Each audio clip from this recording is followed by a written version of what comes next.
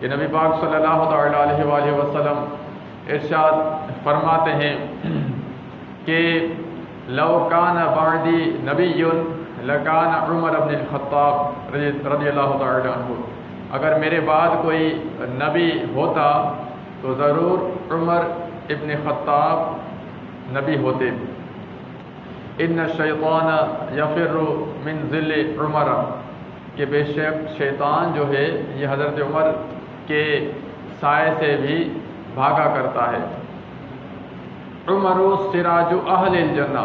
کہ حضرت عمر کے بارے میں نبی پاک علیہ الصلوۃ والسلام نے کیا ارشاد فرمایا، حضرت علی اس کے راوی ہیں کہ حضرت عمر جو ہیں یہ اہل جنت کے چراغ ہیں۔ ایک جگہ فرمایا کہ ہر نبی کا کہ 2 وزیر آسمانوں پر ہوتے ہیں، 2 وزیر زمین پر ہوتے ہیں، اور جو میرے 2 وزیر آسمانوں پر ہیں وہ جبریل و میکائیل ہیں علیہم السلام، اور اسی طرح زمین پر جو میرے 2 وزیر ہیں وہ ابو بکر و عمر ہیں رضی اللہ تعالی عنہما۔ تو ان حضرات کی ایسی بڑی شان ہے، اللہ تبارک و تعالی نے حضرت عمر فاروق رضی اللہ تعالیٰ عنہ کو وہ شان و عظمت عطا فرمائی کہ آپ کے حیات طیبہ کے علماء نے 3 دور جو ہے وہ بیان فرمائے ہیں۔ ایک تو وہ دور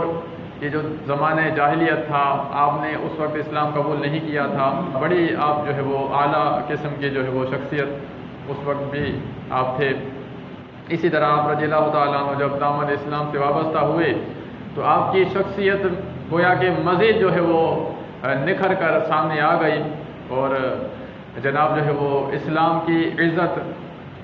روز بروز بڑھتی رہی، اسلام روز بروز پھیلتا رہا۔ اور اسی طرح پھر آپ رضی اللہ تعالیٰ عنہ کا ایک دور وہ آتا ہے کہ جس کو کہتے ہیں دور خلافت۔ آپ رضی اللہ تعالیٰ عنہ جب مسند خلافت پر متمکن ہوتے ہیں تو سیدنا عمر فاروق اعظم رضی اللہ تعالیٰ عنہ کی عدالت پھر عدالت ہے کہ آپ رضی اللہ تعالیٰ عنہ ایسے عادل تھے کہ اپنا ہو یا پرایا کوئی دشمن غیر مسلم بھی آپ کی عدالت میں آ کر گویا کہ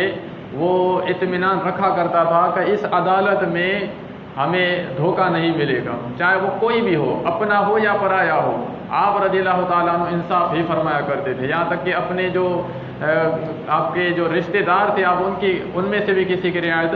نہیں فرمایا کرتے تھے۔ حضرت ابوبکر صدیق رضی اللہ تعالیٰ عنہ نے اپنے بعد حضرت عمر فاروق رضی اللہ تعالیٰ عنہ کو خلیفہ نامزد کر دیا،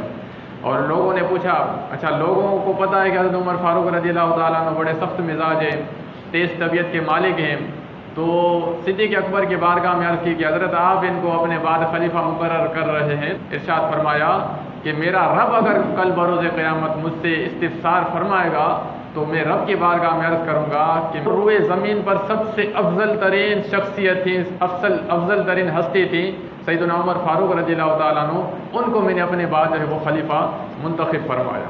تو یہ سیدنا عمر فاروق اعظم رضی اللہ تعالیٰ عنہ کی شان و عظمت ہے۔ تو حضرت عمر فاروق رضی اللہ تعالیٰ عنہ جب خلیفہ ہوئے صدیق اکبر کے بعد، آپ رضی اللہ تعالیٰ عنہ نے خطبہ ارشاد فرمایا، منبر پہ جلوہ فرما ہوئے اور لوگوں سے خطبہ ارشاد فرمایا کہ لوگوں تمہیں اس چیز کا بخوبی علم ہے کہ میرا مزاج کیسا ہے، سب کو پتہ ہے، لیکن یہ بات یاد رکھو کہ اگر تم میرے ساتھ اچھا چلو گے، اسلام کی جو حدود ہیں، حدود شرعیہ ہیں، ان کی اگر پامالی نہیں کرو گے، ان کو اگر کراس نہیں کرو گے تو تم مجھے بڑا اچھا پاؤ گے۔ اگر تم نے حدود شرعیہ کی رعایت نہ کی، اس کو کراس کر لیا جو شریعت کی باؤنڈری ہے، تو پھر مجھ سے یعنی جو ہے یہ چیز برداشت نہیں ہوگی، تو پھر میں سختی کروں گا۔ تو یہ سیدنا عمر فاروق اعظم رضی اللہ تعالیٰ عنہ نے باقاعدہ کر کے بھی دکھایا ہے اس چیز کو، سبحان اللہ۔ آپ رضی اللہ تعالیٰ عنہ جناب ایسے خلیفہ تھے کہ خلیفہ وقت ہونے کے باوجود آپ رضی اللہ تعالیٰ عنہ بالکل سادہ زندگی گزارا کرتے تھے۔ آپ رضی اللہ تعالیٰ عنہ کے جو مبارک کپڑے تھے اس پر جناب 12 17 پیبند لگے ہوئے ہوتے تھے، ان میں سے کئی چمڑے کے بھی ہوا کرتے تھے۔ اور کسی نے عرض کی کہ حضور آپ جو ہے وہ اچھے کپڑے پہنے، لیکن لوگوں کی یعنی ایسی طاقت نہیں تھی کہ براہ راست آپ سے کوئی کلام کرتا اس حوالے سے، تو لوگوں نے آپ کی جو جناب دختر نیک اختر سیدہ حفصہ رضی اللہ تعالیٰ عنہ جو کہ نبی پاک علیہ الصلوۃ والسلام کے زوجہ ہیں، ان سے سفارش کروائی کہ باہر ملک کے سفیر بھی آتے، بڑے بڑے لوگ آتے ہیں، اب تو خلافت بڑی پھیل گئی ہے اور آپ کو اعلیٰ قسم کے کپڑے پہننے چاہیے۔ لیکن سیدنا فاروق اعظم رضی اللہ تعالیٰ عنہ نے کیا ارشاد فرمایا اپنی بیٹی سے؟ آپ نے فرمایا بیٹی تم یہ بتاؤ کہ کیا نبی پاک صلی اللہ تعالیٰ علیہ وسلم نے ایسا لباس پہنا، ان کا لباس کیسا تھا یہ تمہیں بخوبی پتہ ہے کہ سید عالم صلی اللہ تعالیٰ علیہ وسلم بالکل سادہ جو ہے وہ لباس پہنا کرتے تھے، اسی طرح سیدنا ابوبکر صدیق رضی اللہ تعالیٰ عنہ۔ تو فرمایا کہ میں اپنے ان دونوں رفقا، ان اپنے دونوں پیاروں کی گویا کہ راہ پر چل رہا ہوں، ان کے طریقے پر چل رہا ہوں۔ تو اس طرح آپ صادقی فرمایا کرتے تھے، ایسے عادل تھے آپ رضی اللہ تعالیٰ عنہ کہ آپ کو ملک شام سے آپ کو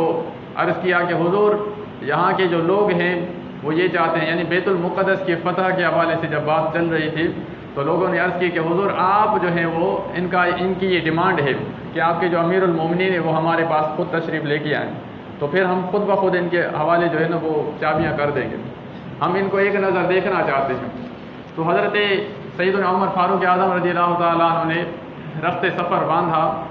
اور کوئی پروٹوکول ساتھ نہیں ہے، کوئی جناب جو ہے وہ لشکر ساتھ نہیں ہے، کوئی ایسی چیز نہیں ہے، صرف ایک جانور ساتھ ہے اونٹ اور ایک غلام ساتھ ہے، اور پھر آپ اس شان سے آ رہے ہیں، غلام کے ساتھ باری باندھی ہوئی ہے جو آپ کے خادم تھے، کہا کہ آدھا راستہ تم چلو گے، تھوڑا تم چلو گے، تھوڑا میں چلوں گا، میں بیٹھوں گا تو پھر تم مہار جانور کی پکڑ کے چلو گے، پھر تمہاری باری آئے گی تو پھر میں اس طرح کروں گا۔ تو جب ملک شام میں آپ داخل ہوئے اور دیگر اصحاب موجود تھے، انہوں نے بھی عرض کی کہ حضور آپ اچھا کوئی لباس پہنے، لوگ کیا کہیں گے، بڑی شان و عظمت کے ساتھ آپ کا جو ہے نا داخلہ ہونا چاہیے، تو لوگ تاکہ آپ سے متاثر ہوں۔ تو سیدنا عمر فاروق رضی اللہ تعالیٰ عنہ پر قربان جائیے، سبحان اللہ، آپ نے فرمایا کہ ہمیں جو یہ عزت اور شان و عظمت ملی ہے یہ ہمیں لباس وغیرہ کے ذریعے نہیں ملی، بلکہ دامن مصطفیٰ صلی اللہ تعالیٰ علیہ وسلم سے وابستہ ہونے کے بعد یہ ملی ہے کہ دامن مصطفیٰ سے جو لپٹا یگانہ ہو گیا اور جس کے حضور ہو گئے اس کا زمانہ ہو گیا۔ تو فرمایا جیسا میرا لباس ہے اسی لباس میں میرا داخلہ ہوگا۔ شہر میں داخلہ قریب تھا اور بڑے بڑے راہب عیسائی پادری جو بڑے بڑے ان کے تھے تو وہ منتظر تھے کہ ہم مسلمانوں کے امیر المومنین کو ایک نظر دیکھنا چاہتے ہیں، تو وہ جناب کھڑے تھے اور کیا دیکھا، حضرت عمر فاروق رضی اللہ تعالیٰ عنہ کی باری جو ہے وہ جناب چلنے کی آئی اور غلام کی باری جو ہے وہ جانور پر بیٹھنے کی آئی۔ امیر المومنین 22 لاکھ مربع میل کا جو رقبہ ہے اس پر حکمرانی فرمانے والے، اور آپ اس عاجزی کے ساتھ تشریف فرما ہو رہے ہیں کہ جناب آپ جانور کی مہار تھامے ہوئے، غلام آپ کا جانور کے اوپر سوار ہے۔ سبحان اللہ۔ غلام نے عرض کی کہ دست بستہ کہ حضور ایسا نہ کریں، کرم فرما دیجئے، لوگ کیا کہیں گے کہ غلام اوپر ہے اور آقا نیچے ہے۔ آپ نے فرمایا خاموشی کے ساتھ بیٹھ جاؤ، ان لوگوں کی وجہ سے میں اپنے عدل میں کوئی کمی کوتاہی نہیں ہونے دوں گا، جو میرا عدل ہے میں نے کہہ دیا اسی پر عمل کرنا ہے۔ تو آپ رضی اللہ تعالیٰ عنہ اس شان سے آئے تو بڑے بڑے پادری منتظر تھے اور دیکھ رہے تھے اور عرض کر رہے تھے کہ یہ بتائیں کہ ان میں غلام کون ہے اور آقا کون ہے۔ تو کہا کہ جناب یہ جو مہار جانور کے تھامے ہوئے ہیں یہ آقا ہیں اور جو جانور پر سوار ہے وہ آپ کا غلام ہے۔ تو بڑے متاثر ہوئے اور سب سے جو بڑا پادری تھا ان کا وہ آگے بڑھا، حضرت عمر فاروق رضی اللہ تعالیٰ عنہ کے مبارک لباس پر جو جناب پیوند لگے ہوئے تھے، کم و بیش 17 کے قریب پیوند لگے ہوئے تھے آپ رضی اللہ تعالیٰ عنہ، اور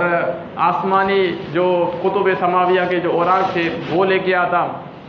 بار بار ان پر نظر ڈالتا، پھر بار بار آپ کا جو سراپا تھا، رخ زیبا تھا، ان پر نظر ڈالتا اور گویا کہ کمپیریزن کر رہا تھا کہ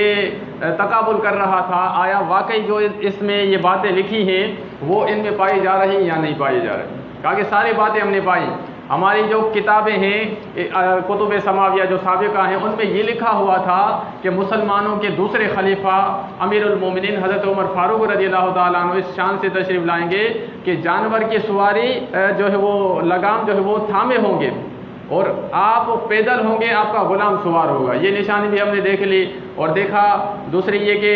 ان کے جو لباس میں اتنے پیوند لگے ہوں گے یہ بھی ہم نے دیکھ لیا۔ حضرت عمر فاروق رضی اللہ تعالیٰ عنہ کہا کہ ہم گواہی دیتے ہیں کہ مسلمانوں کا گویا کہ یہ دین سچا ہے، اور بغیر کسی جنگ و جدل کے ان لوگوں نے، یہودیوں نے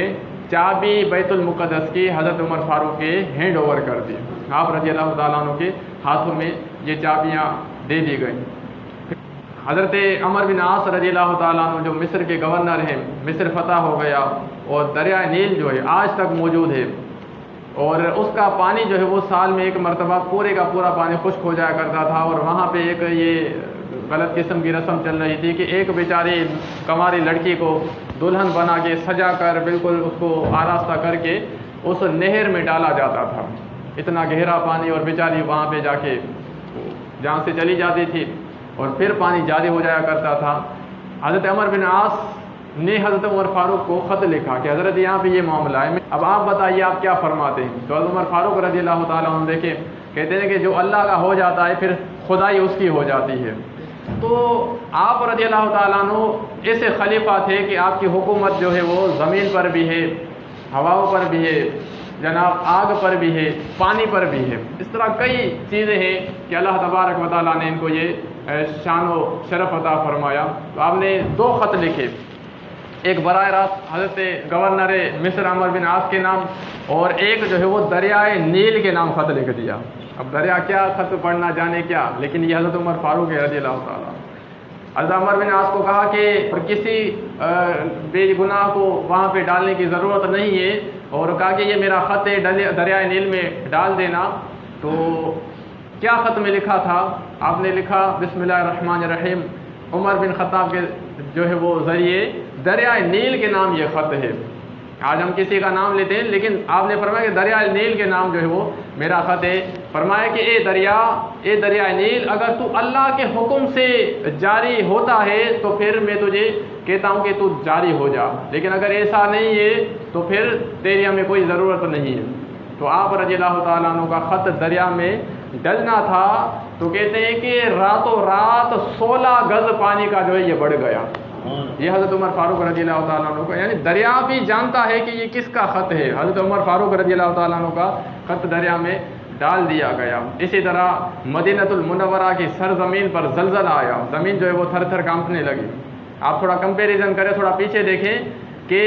کوہ احد پر سرکار دو عالم صلی اللہ علیہ وسلم جلوہ فرما تھے، ہلنے لگا، جھومنے لگا، اس کی زبان میں کہیے تو سرکار نے اپنی ایڑی مبارک لگا کر فرمایا کہ اثبت احد فانما علیک نبی و صدیق و شہیدان، کہ ٹھہر جا، ساکن ہو جا، کیونکہ تجھ پر ایک نبی ہے، ایک صدیق ہے اور 2 شہید ہیں، حضرت عمر فاروق اور حضرت عثمان غنی. اور یہاں پہ جب جناب مدینۃ المنورہ میں زلزلہ آتا ہے، حضرت امیر المومنین فاروق اعظم خود خلیفہ وقت ہیں، زمین کو کوڑا مار کر فرماتے ہیں کہ کری الم اعدل علیک، کری الم اعدل علیک، اے زمین ساکن ہو جا، ٹھہر جا، رک جا، کیا عمر نے تیرے اوپر عدل نہیں کیا؟ اللہ اکبر. یہ آپ رضی اللہ تعالیٰ عنہ کا کوڑا زمین پر پڑنا تھا کہ زمین بالکل ساکن ہو گئی. یعنی زمین نے اس بات کو تسلیم کر لیا کہ واقعی آپ نے زمین پر جو ہے وہ عدل کیا ہے. یہ سیدنا عمر فاروق اعظم رضی اللہ تعالیٰ عنہ کی گویا کہ کرامت ہے، آپ کا عدل و انصاف ہے. آپ رضی اللہ تعالیٰ عنہ نے ایک لشکر بھیجا نہاون کے علاقے میں، اور مدینۃ المنورہ سے کم و بیش 2 ماہ کا فاصلہ، ڈسٹینس جو بنتا ہے. تو اس کے سپہ سالار تھے حضرت ساریہ رضی اللہ تعالیٰ عنہ. آپ جمعے کا دن تھا، منبر رسول پہ بیٹھ کے آپ خطبہ ارشاد فرما رہے تھے. اچانک آپ نے دوران خطبہ فرمایا کہ یا ساریۃ الجبل، یا ساریۃ الجبل، یا ساریۃ الجبل، اے ساریہ پہاڑ کی طرف دھیان کرو، پہاڑ کی طرف دیکھو، کیونکہ دشمن جو تھے وہ پیچھے کی طرف سے حملہ آور ہوا چاہتے تھے. اگر وہ حملہ آور ہو جاتے تو مسلمان شکست کھا جاتے. لیکن حضرت عمر فاروق رضی اللہ تعالیٰ عنہ جو سرکار دو عالم صلی اللہ تعالیٰ علیہ وآلہ وسلم کے فیض یافتہ ہیں، آپ رضی اللہ تعالیٰ عنہ 2 ماہ کے فاصلے پر آپ اپنی نگاہ سے دیکھ رہے تھے. آپ نے کیا دیکھا؟ آپ نے دیکھا وہ منظر سارا آپ کے سامنے تھا. یکا یک خطبے کے دوران آپ نے فرما دیا. اگر میں کہہ دوں تو آپ یہ سمجھے کہ جناب یہ کوئی نہ کوئی خطبے میں لفظ ہوگا، لیکن وہ عربی دان تھے، ان کو پتا تھا کہ جناب خطبے میں یہ کون سی ایسی بات انہوں نے کر دی. یا ساریۃ الجبل، وہ ساریہ تو جناب جو ہے وہ 2 ماہ کے فاصلے پر محو جہاد ہے، جہاد میں مصروف ہے، یہ کیا؟ آپس میں گویا کہ دیکھنے لگے اس طرح کوئی. لیکن حضرت علی شیر خدا رضی اللہ تعالیٰ نے سب کو خاموش کرا دیا، کہا کہ خاموش ہو جاؤ، تمہیں پتہ نہیں ہے کہ یہ کون ہے. حضرت عمر فاروق رضی اللہ تعالیٰ عنہ، ان کی کوئی یہ وجہ ہوگی کوئی نہ کوئی، اور وجہ جب تمہیں پتہ چلے گی تو پھر تمہیں شرمندگی ہوگی. تو بہرحال جب لشکر فتح یاب ہو کر واپس آیا تو انہوں نے اس بات کا اقرار کیا کہ ہم جو ہے وہ محو जिहाद थे, अचानक अमीर उल मोमिनीन हजरत उमर फारूक रजी अल्लाह ताला अन्हु की हमें आवाज़ आई, या सारियतुल जबल। हमने देखा पीछे पहाड़ की तरफ तो दुश्मनों का बड़ा लश्कर जो पीछे से हमलावर हुआ चाहता था, हमने फ़ौरन अपना रुख उधर किया और उनको तेज़ नेज़ करके वासिल जहन्नम कर दिया। और अल्लाह पाक ने हजरत उमर फारूक रजी अल्लाह ताला अन्हु की इस सदा से, जो आपने मदीनतुल मुनव्वरा में बैठ कर 2 माह के फासले पर ये अपनी आवाज़ पहुँचाई, तो इसकी बरकत से अल्लाह तबारक व तआला ने हमें फ़तह याब फरमा दिया। तो ये सैयदना उमर फारूक रजी अल्लाह तआला अन्हु की चंद करामात में अर्ज़ की, बड़ी शान के मालिक है सैयदना उमर फारूक आज़म रजी अल्लाह तआला अन्हु,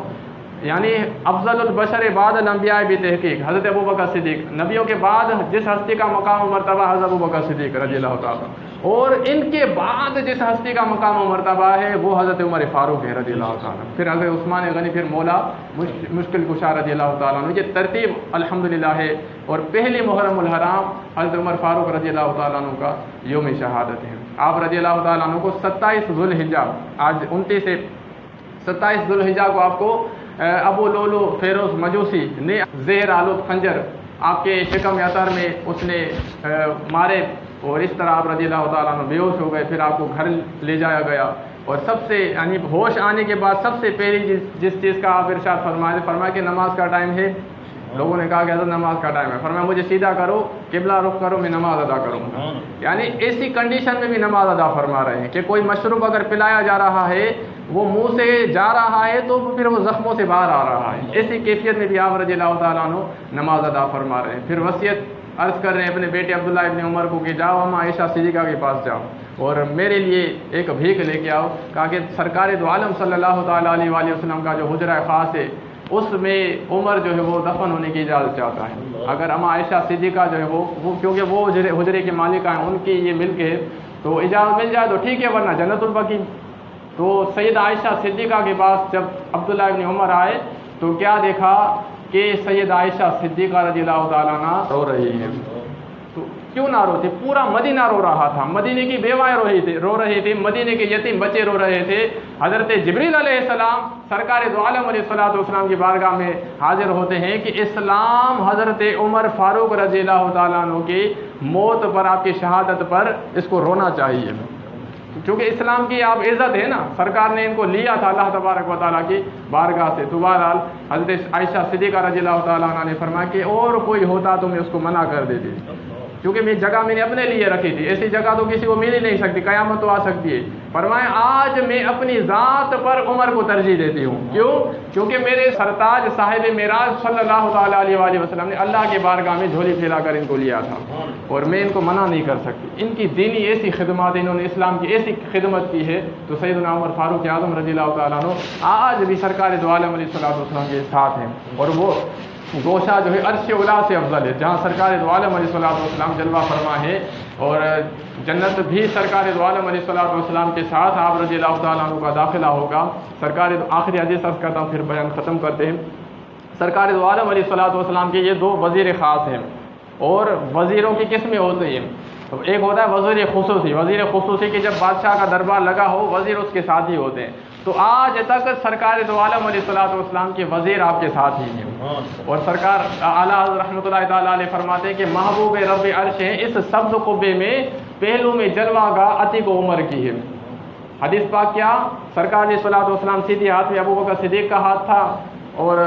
बाएं हाथ में उमर फारूक का हाथ था, और इस तरह तशरीफ़ लाए, और सहाबा इकराम अलैहिमुर रिज़वान से इरशाद फरमाया कि हाँ कज़ा, ये जो अंदाज़ देख रहे हो ना, फरमाया कि हाँ कज़ा नुबअसु यौमल क़ियामा, इसी तरह कल बरोज़े क़यामत हम मैदान महशर में तशरीफ़ फरमा होंगे। इस शान से सय्यद आलम अलैहिस्सलाम, तो ये बड़ी शान के मालिक है, इनको खूब इसाले सवाब किया जाए, इनका ज़िक्र खैर किया जाए। अल्लाह तबारक व तआला तमाम सहाबा व अहले बैत की हमें सच्ची पक्की मोहब्बत अता फरमाए।